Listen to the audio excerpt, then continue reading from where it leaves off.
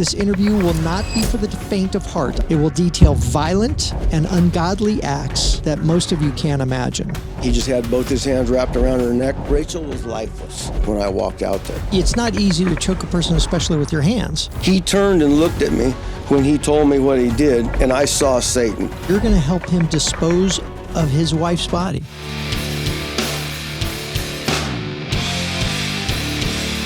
This is KMJ at KMJNow.com or wherever you stream. Welcome to the Marc Kapetan Show. This is attorney Marc Kapetan, your host.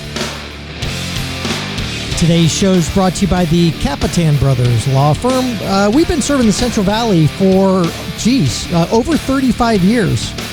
If you or anybody you know has been injured in an auto accident, a truck accident, or a motorcycle accident, give the Kapetan Brothers a call at 559-498-8000, or if you've been arrested or cited for a criminal offense, call the Kapetan Brothers anytime, especially during business hours. It'd be nice. 559-498-8000. That's 559-498-8000. Kapetan Brothers. We are the Valley's law firm. Folks, I'm going to take a deep breath because this is going to be probably one of the most interesting stories you'll ever hear, not only on my show, but on KMJ, and probably the most riveting, shocking, however you want to put it. I've always wanted to have a guest, Marcella, on my show that is a client of ours to talk about the real world, about real things that happen to potentially good people, whether they be mistakes or whatever you may want to say. But because of confidentiality, I don't choose to cross that road all the time. I'm going to talk to some clients one of these days. And, they prefer to keep their criminal acts out of the spotlight. But my next guest has purposely publicized his involvement in the most heinous of crimes as an accessory after the fact to murder. In his recently released book, You're in This Now, available on Amazon, I'm assuming, right? Yes. And wherever else you buy your books. Author David Stone details his witnessing of the murder of Rachel Capone in Moscow, Idaho, back in 2010 by her husband and David's good friend, Charlie Capone. Thereafter, Capone enlists the help of David Stone to dispose of Rachel's body and cover up the crime to which David participates. Whether David Stone has penned You're in This Now, his book, as an act of redemption, rehabilitation, or merely for profit, which I don't think it is, his detailing of his arrest, his conviction, his time in prison, and reestablishment of his faith in God and coming to grips with a mostly unforgivable crime is certainly a compelling read. This interview will not be for the faint of heart. I'm going to warn you folks right here because we are going to get into the details. It will detail violent and ungodly acts that most of you can't imagine. It may be objectionable and unspeakable to some of you, but it is something I, as a criminal defense attorney, encounter on a daily basis. So join me in a rare glimpse into the dark depths of humanity. Here is the author of You're in This Now, David Stone. Welcome, David. Thank you very much. I just want to give some clarity real quick, Mark, on the portion that you just had mentioned, Rachel's name. I don't know, and I don't believe she ever went by Rachel Capone. Her name was Rachel Anderson, and that was what they went with, and that's her name on the paperwork as far as where it was at, as far as through the case and everything else. It was known as Rachel Anderson. And please, thank you for correcting me because too often the victims are lost in this. Correct. It was Rachel Anderson. Yeah. Yeah. Okay. And was Rachel and so did he go by Charlie or Charles? Charles. Okay. Charles Capone. Yes. Related, I understand, somehow to the Capone family, the crime family? Correct. Were they married or boyfriend and girlfriend? What?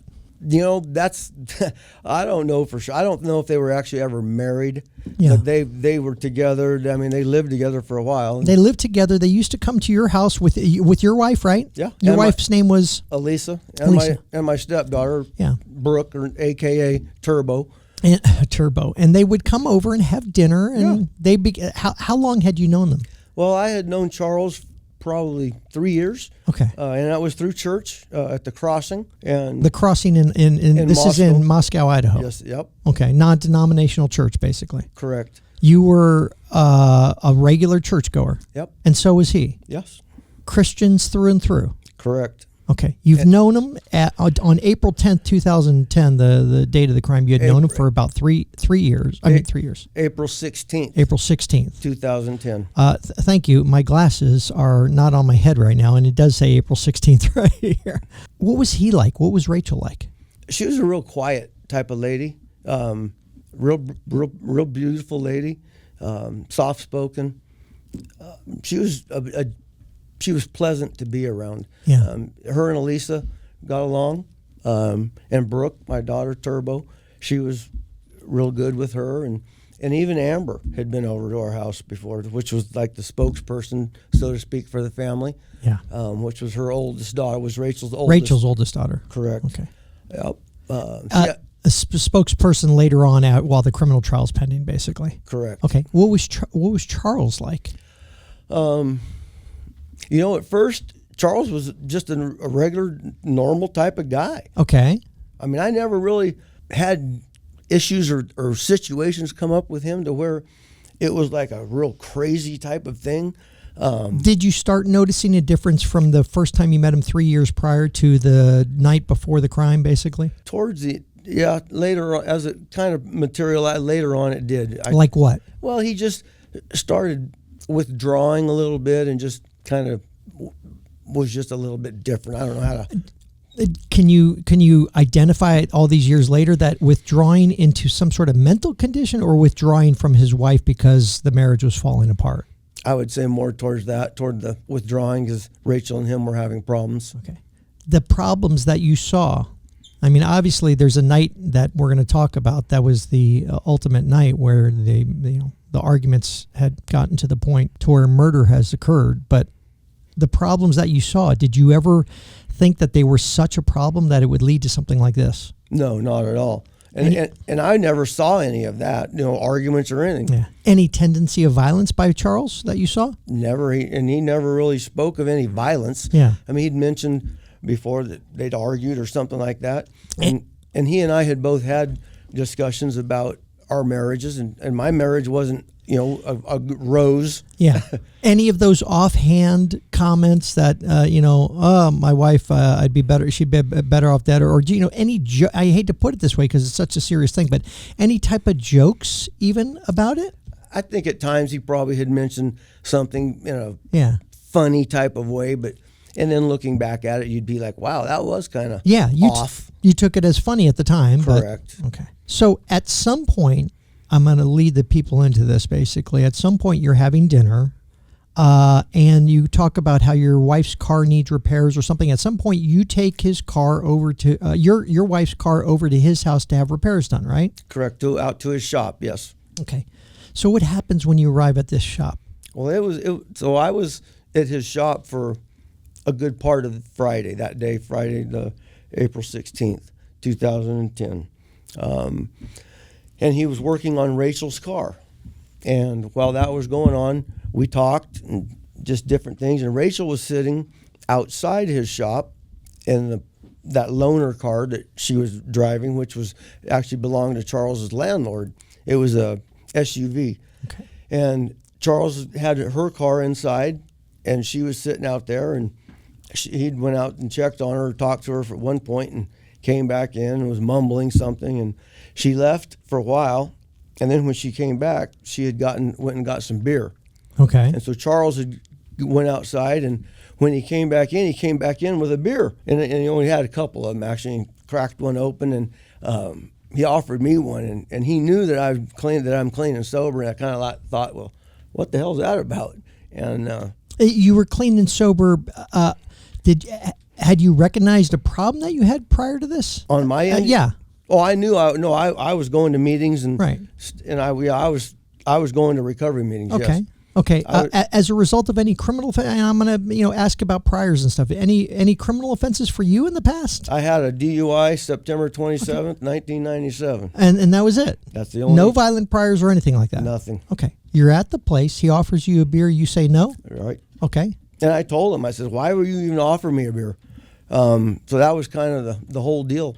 And so he drank it, and he started working back on her car. Okay. We are on with David Stone. He's the author of You're in This Now. We're going to tell you the significance of why these words, You're in This Now, are so important to David Stone and changed his life. We'll be right back after this on the Marc Kapetan Show. This is KMJ. We are back on. Hey, welcome back to the Marc Kapetan Show on KMJ. We're back on with David Stone, who has written, with the help of someone who just walked in the door, Melanie Warner, our old friend Melanie Warner. They wrote the book, You're in This Now, a true crime memoir of murder, guilt, and the secret of the Snake River. David has a harrowing story that we're right in the midst of watching a friend of his murder, plain and simple. And I told you this was going to be sort of a shocking story, folks. Murder his wife, and then David's participation in the cover-up of the murder, basically. David, you were explaining that that you're now at... is it his garage? Does he have a commercial garage or just his home garage? No, it was a commercial industrial park, and he had one of the little shops that was there. So this is Charlie Capone, or Charles Capone, who murdered his wife Rachel in Idaho in 2010. So he has a commercial shop there, basically. You take your wife's car there. You hear that there's arguing going on. He, at one point, offers you beer. Rachel has gone out to buy beer for her husband, Charles. And what happens at that point? So when Rachel came back, Charles had gone outside, and that's when he came back in with the beer. Yeah. And it was, when he was outside, I didn't hear anything. It was just, he come back in, and that's when he was mumbling and said that, well, she had gone out and got beer, and with his credit card, and so that's when he took a couple and he came in and offered me the beer. Mm-hmm. He guzzled it down and he went right back to working on her car. Okay. Other than that, he just said that she took my card, credit card, and used that, and just mumbled. And so he's sort of upset that his wife has now taken his credit card to go buy him beer. No, her beer. Yeah, right, and right. She was sitting out there drinking when he first walked out there. Okay. And then that's when he found out that she had used his card. And so he took a couple and he came back. Anyway, it's just that kind of stuff is kind of how it was. So what happens after that? He just went back to work on it, and then he went back out, I don't know, 45 minutes to an hour or so later, and checked, just to go back out and say something. I don't even know what he was talking about when he went out there, but he'd come back in, grumbling again. Just various different things, nothing in particular. And then it finally got to that point to where he was getting ready to be done with her car, and he told me, I'm going to back Rachel's car out, and when I do, bring Elisa's car in. And so he's working on his wife's car. He's going to back her car out, and he wants you to bring Elise, who is your wife's car, in to be repaired now. Correct. And then when I did, roll the big roll-up door down, and then he'll be inside. So I did. I waited, and waited for a while. And the compressor came on a couple times, and I was just waiting, and finally I got to that point to where, as Melanie put it in the book, that it just got a feeling in me that, what's going on? So I finally thought, man, something doesn't seem right. Okay. So I went outside, and when I walked out the man door, I looked to the left, and I could see the back end of Rachel's car was sticking out, and I thought, she's still there, and the SUV was still sitting where had been parked. Okay, so you're in some sort of office off to the side of the garage area where you drive the cars into. There was a shop toward the highway, and then there was a little opening, like about the width of what another shop would have been, and then Charles's shop. And in that little opening, he had his truck and then Rachel's car. Okay. And so when I walked out, he didn't even hear me on the gravel that I was walking on or anything. And I got right to the back of Rachel's car, and I looked, and that's when I saw him sitting right on top of her waist area in the choke lock. He just had both his hands wrapped around her neck. And now I'm a former firefighter with Moscow Fire Department. Okay. And I've been on multiple scenes before as a first responder, and I know what a lifeless body looks like. And I saw a lifeless body with Rachel. So you think he'd been there for quite some time, basically? Because I know it's not easy to choke a person, especially with your hands. Correct. But I know the difference between a lifeless body and a body that might have some life in it. And there was no life in her body when I walked out there and saw that. What's your first thought? Well, my first thought was what I said when I walked up on him. And that's my first thought was, and what I said was, I testified to and told on Dateline, what the fuck are you doing? Okay. And he turned around and he said, fuck, he said, I told him that. He said, shut the fuck up, get a hold of yourself, you're in this with me now. And so that's where the line, you're in this now, comes. Correct. And he said, get a hold of yourself. Instantly, go ahead. He said, get a hold of yourself, go in the shop, get that blue tarp, and that's where that blue tarp came in that we were talking about also. Any sense that you are seeing something that is just not real, that you're seeing, you instantly recognize this as the most grave, serious thing ever. You've just witnessed a murder. There wasn't any sense of, okay, I can't actually be witnessing this. This is not happening. He turned and looked at me when he told me what he did, and I saw Satan. I mean, it wasn't Charles Capone. It was something different, and I froze. And through my various different things that I've dealt with in my life over time in the military, I've done PTSD and things like that. And one of the things that we've learned was not to react right away. And so really? So my first reaction, which was that split second thing, was not to do anything, just observe. But as I said, Mark, Rachel was lifeless when I walked out there. You had been in war before? I have. Okay. Iraq? No. Where? Persian Gulf. Persian Gulf. Saw dead bodies. I have. And through your training, it was a stoic, basically non-response on your part. Correct. And I have seen them on the highway when I was working for Moscow Fire Department as a first responder. Okay. Yeah. Okay. Obviously different because now Correct. You have the murderer in front of you. At some point, do you think, I need to tackle this guy? I need to kill him? I need to run? I need to whatever? And that's, a valid thought. And a lot of people have asked that question. Yeah. And my thought was, this guy's just killed his wife. What's he going to do to me? Anybody else around? No, there was no one. Nighttime or daytime? It was just getting dark. When you look back on it, and I think I had this question for later for you, but let's ask it now. When you look back on it, do you think, okay, what would have been my alternative now? I would have done the same thing, I think. Okay. And you said you had police officers tell you the same thing. I've had feds. I had allegedly some of the best FBI people come from Seattle that interviewed me. Right. And the one main guy said the same thing. He said, Stoney, I would have done the same thing, but about 2 weeks afterward, there was an opportunity that I could have said and we'll something. get into that. Right. Okay. He says, you're in this now, and then he asks you to do what? To go in a tarp, go inside the shop and get a tarp. Get the blue tarp, Yep. because you're going to help him dispose of his wife's body. Correct. And you do what? At that point, I was like, what the fuck did I get myself into? Okay. It's weird because you haven't necessarily gotten yourself into. He's gotten you into this. Correct. You see it as, what have I gotten myself into? It's a weird. I know your mind probably for the past X amount of years has played tricks on itself in trying to figure out how I rectify this in my head. Yep. You actually walk back into the shop and you go get a blue tarp. No, I couldn't find it, and so I came back out and told him that, and he just was like, so I went back in, found it. Came back out, and as I was coming through the door, he said, just throw it back inside, let's get her in.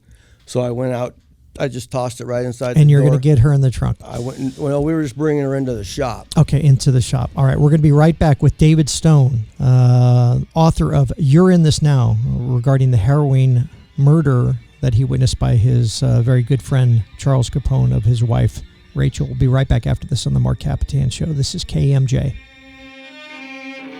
Welcome back to the Marc Kapetan Show on KMJ, folks. We're going to get right back into this. There's going to be no commercials or music or anything today. We're getting right back into it with David Stone. He's the author, along with Melanie Warner, who they just had a nice reunion. You guys haven't seen each other. Melanie helped you write the book, You're in This Now, which details David's witnessing of the murder by his very good friend Charles Capone of his wife, Rachel, and the cover-up that David participated in afterwards. Melanie sitting here, you haven't seen each other in 6 years? Correct. Melanie Warner, Fresno girl, does movies, TV, acting, books, Fig Garden magazine, right? Yeah. So have written a great book that I understand is a bestseller. Amazon, Melanie? Amazon. Go out and get You're in This Now by David Stone and Melanie Warner. We're up to the point, basically, that you've witnessed this murder. Charles Capone basically has strangled his wife. You basically say, "What in the hell are you doing?" with some more prime words that you said. He's asked you to now go get a blue tarp that you can't find because they're going to dispose of the body, or he's going to dispose of the body. And at some point you can't find the blue tarp, so he says, okay, let's just put her in the back of the car, or put her into the shop, and eventually you're going to dispose of the body. All right, what starts happening next? At this point, you're now helping him drag his wife into the garage? So I went out and I went to the feet. I grabbed a hold of her ankles, and Charles went and put his arms underneath her shoulders and picked her up, and we just carried her into the shop and set her on the side of the Durango, Lisa's car, my wife's. And what we did then was we got the tarp and laid it out behind the Durango. We put Rachel on top of it and rolled her up. I think I used the word Tootsie Roll in the Dateline interview. And then we set her in the back of the Durango on top of some cardboard that we'd laid in it. It's funny, because as you're telling it, and especially making the comment Tootsie Roll, and I'm assuming you regret the term Tootsie Roll, but as you're talking about it, and you said you had military training, you had training as a firefighter, you had seen plenty of dead bodies, but even picking up the feet, etc., there is this matter-of-factness about you. Is this matter-of-factness something as a result of the military training, things of that nature, something as a result of having gone through this and having to divorce your emotions from the crime that you've committed? How do you speak about it in such matter-of-fact terms? It's just something at this point now that, having been through it and talking about it with Melanie over time, and just the way that it happened. I mean, his whole deal was, at that point, he was pretty amped up, and he said, let's just get her in the shop. Get over and help me pull her inside. You're sober at this time? There's no problems with you drinking or anything, right? No, at that point, I think I was like 7, almost 8 years clean and sober. Oh, my God. And so I just grabbed her. He was already in front, by her head. And so he said, grab her ankles. So I just grabbed a hold of her ankles, and he swooped his arms underneath her. And it's important to note that not only did he say, you're in this now, and you're going to help me because you've just witnessed this, and now now you're a witness to a crime that I've committed, and potentially I may cause harm to you, but he threatened to kill your whole family, right? Correct. Yeah. When he said that, he said, I know where Elisa and Turbo are at. And he said, I know you have family in California. And this is the Christian guy that you went to church with. Correct. And I took that as seriousness. I mean, I just witnessed this guy kill his wife. No doubt he would go kill you and your wife and kid. I factored in. I mean, I'm doing this at 10,000 miles an hour, right, processing and thinking, okay, I know the family, based on what he said, the Capone family, and all these things are coming through my head. Why wouldn't he take me out? We don't lock our doors in Moscow, Idaho. Right. So he just, when he comes over on occasion, he just walks in. That's what. So he knows where you live. Oh yeah. Yeah. He's been there plenty of times. Exactly. And just walks in. Is it a guy? You said he appeared as the devil himself to you, basically. That night he did, when he turned and looked at me. Did he? Thereafter, you've now witnessed the murder. Now it's a matter of doing this work, for lack of a better term, to dispose of the body. Is he now still a completely different person, or Do you? I don't know how to say this. Is he completely changed man than what you ever knew, or does he go back to being this Christian guy? The way he talks with you, the way he's interacting with you, or from that moment on, he's always been a changed man to you? No, he'd been a commando. He went straight commando mode. Yeah. Everything that he said from that point on, it was like military type, because he was a veteran also. Oh, he was? Yeah, he was a Navy guy too. And he just went straight to telling me. So you're taking orders? That's pretty much what, with fear. Yeah. With fear, because I just witnessed something, and he said things to me that I took serious. Okay. With me, of myself, of my wife and stepdaughter. Right. And the threat that he said that, because he'd met my mom and dad. Right. I've taken him out to the Pine Ranch where my mom and dad lived when they were getting ready to move. Part of military training, basically, especially for the young kids, is you don't question, you just do. And if I say, go kill this person, you do it without question. Is that kicking? Is that part of it, you think? Yes. Okay. You're now rolling her up in this Tootsie Roll fashion, and then what happens? Well, we put her in the back of the Durango and closed that. And then the first thing he did, we were getting ready to, he said, okay, let's go. And I'm thinking to myself, where are we going? And so did you plead, hey man, keep me out of this? I don't want any more of this? I didn't even think it, because I didn't know what he would do. Right. And as I was walking towards the door, he started walking over to the side of the shop where there was like a little shelf. And he says, here, come over here and put your phone down. I said, okay. And so we set our phones on the shelf. Then nothing else was said. So we walked outside, and he handed me the keys to his truck. He said, follow me. Okay. So he gets in the SUV that Rachel had been driving, right, which was his landlord's. And so we went down the hill, which is the Lewiston grade. She's in the back of the SUV? He was in the SUV, and she was in the back. No. Oh, you had the car. Her body was in Elisa's Durango. So he made sure even not to put it in the back of his shop. And he made sure not to. Oh, I see. Are you now driving that Durango out? No, Rachel was in the back of my wife's Durango inside Charles' shop, locked. Okay. And I'm driving his truck. And Charles is driving the SUV that she had been driving. Okay. And he drove it down to Lewiston behind the convenience store gas station / Greyhound bus station. He parked it, left the keys and purse and stuff in it, and jumped in the truck driving, and I scooted over. And we went straight back to the shop. And did what? And then that's when and he told me to go find something to weight the body down. And it hit me right then. I would just go to the city shop where I worked, and we'd put a big chain, the tire chain, on one of the big front end loaders, and we wrapped, and that's what we did. Oh, wow. And we wrapped. So we put the chain out on the floor behind the Durango, pulled Rachel out, set her across the chain, rolled her a couple times, zip tied it to where it wouldn't fall off, put her back in the Durango. Away we went. And you and he drove the Durango where? I drove the Durango. We went straight back down the Lewiston grade. Okay. Went right by that convenience Lewiston, store. Idaho. On the front side. Okay. And then we went further down the little highway that runs parallel to the Snake River, or the Clearwater River. The Snake dumps into it, and we went just a little further to the Red Wolf Bridge. Okay. Which goes into Clarkston, Washington. And we went over it to the other side, turned around, came back all the way over it to the other side where we came in. Yeah. Sat there for, 10 seconds looking both ways, nothing coming. Started back over it, and just before we got to the crest, stop! I stopped. He was out the car, popped the trunk, and then I got out, and he was already pulling her body out. Wow. And I grabbed a hold of the feet as he was going. Right. And he went straight to the rail. Over the side she went. And I didn't even want to look or anything. And I just walked straight back, shut the gate, got in the car. And then by then he was getting in, and I put it in drive, went right back over into Clarkston. Yeah. And made a left turn. We went through Lewiston, right back to his shop. And what's with the...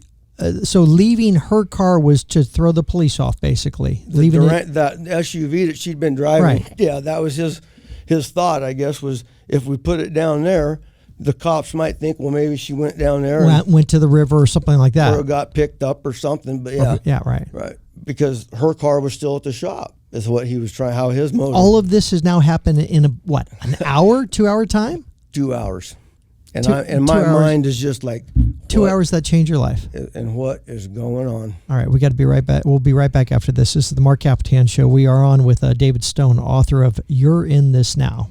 This is KMJ. Welcome back to the Marc Kapetan Show. We are back on with David Stone. Folks, I told you this was going to be a very, very rough interview and a tough interview for many of you to hear. But this is part of real life, the dark side of life. David is the author of You're in This Now, along with Melanie Warner, who was, how would you say, not a ghostwriter, just a co-writer, right, Melanie? Yeah, Melanie Warner from Fresno. A true crime memoir of murder, guilt, and the secret of the Snake River. And now we know why there's a secret of the Snake River. David has just told the story about watching his good friend Charles Capone kill his wife and then recruit David under threats to David's family that he would kill his family if he didn't help dump the body in the Snake River wrapped up in some chains. David, you have to now, you go home to your wife, right? Correct. I'm sorry, your wife and your kids, right? Yes. Okay. One kid you have? How many kids? It was a stepdaughter. I have 2 kids, but they were in California. Okay. To your wife and stepdaughter. Correct. And you have to act normal?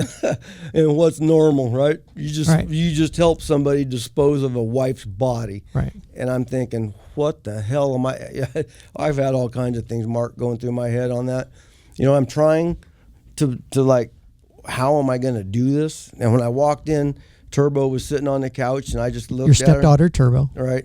And I said, hey, trying to keep it together. Right. And then I go upstairs and to the bedroom, and Elisa's sitting there reading in bed. And she says, honey, how are you doing? What'd you do today? Well, she wasn't real happy because I was gone a lot longer than I should have. And Okay. then I had to try to explain to her, oh, yeah, and by the way, your car didn't get fixed. Car didn't get fixed. And, she probably suspected that you were out drinking or whatever with Capone or what? She didn't think that. She was just wondering what the hell we had been doing. Okay. And your excuse to her was? I don't even remember, Mark. I told so many lies at that point. I don't know. I don't even remember what I said. So you went down months of lies, basically, at this point. Years. Oh, years. Yeah.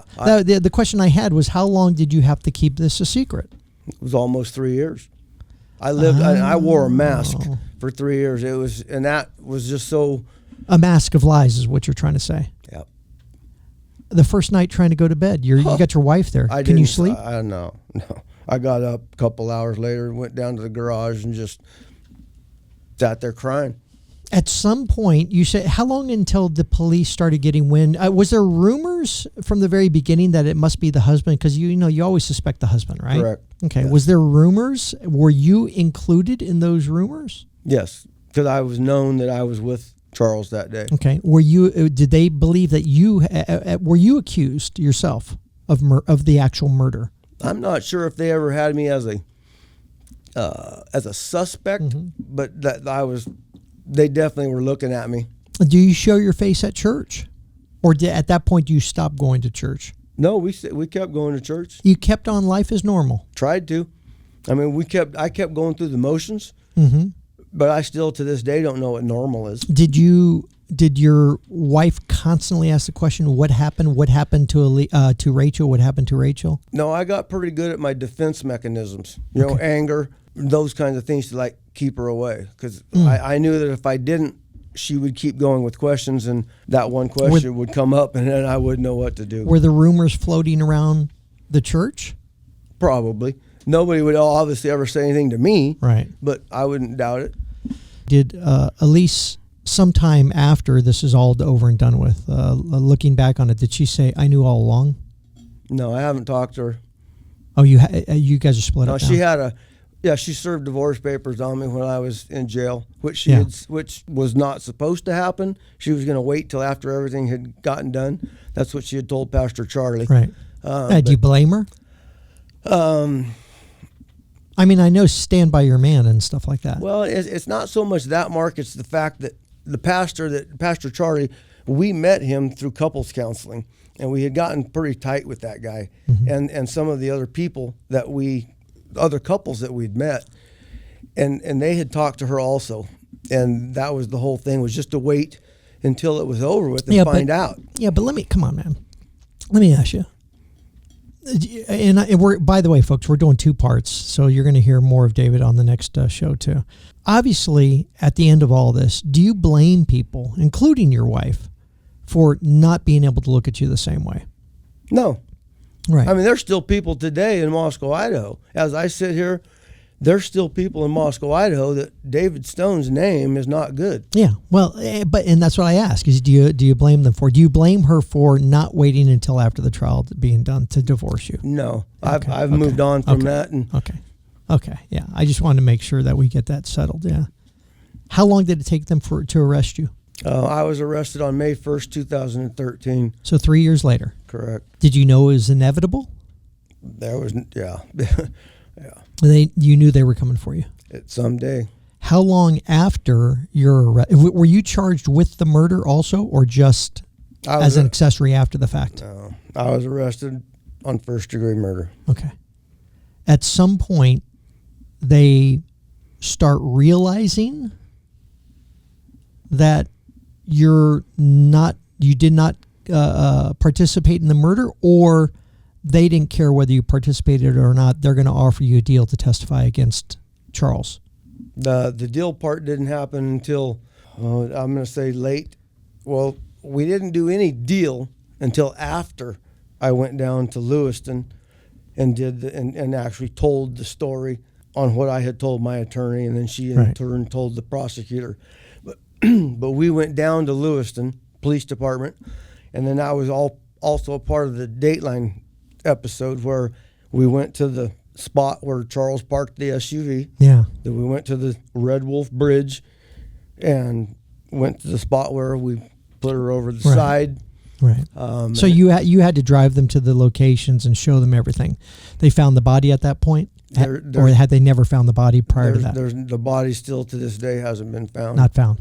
No. Oh, my God. Did they believe you and your story?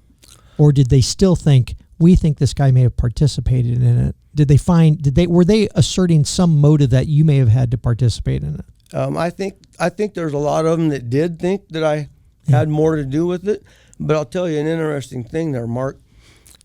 Part of this process, I went to because of the fact that we went from Idaho into Washington. Right. That's the no-no, right? Right. You crossed the body over the state lines. Correct. Right? So I went in front of a grand jury in Spokane, Washington, and I lied through the whole thing. How so? What do you mean? I lied to everything they asked me. And so the guy, the assistant state's attorney, showed up at that 12-hour day that I was down in Lewiston, and he came to me afterward, and he said, if I continue doing what I'm doing, the state of Washington will not prosecute me or press any charges. And that was a 10-year hit. If they'd have done that, I was looking at 10 years for lying to a grand jury. Right. And so he said they would drop everything if I continued on and testified. Okay, yeah, if you stop lying, basically. And when I went down there that day, there was no deal on the table. And you were saying, I don't know anything about anything? Is that what the lies were? At that point, yeah. Okay. Well, and so they said, listen, we're going to add another 10 years for going over the state. The state of Washington's going to prosecute you if you keep this up. But if you start cooperating with this, we're going to be easier with you. Correct. Okay. And you were facing a life sentence, I'm assuming, and you were now given an offer of what? No, at that point, there was nothing. But at some point, I'm saying at some point you were made an offer, right? Correct. Okay, and that was what? And that was failure to notify law enforcement or coroner of the death. And that is the charge. Wow. So it's not even accessory after the fact. That's the charge. No. Which carries with it what type of time? There isn't a set time, but they just picked a number of 7.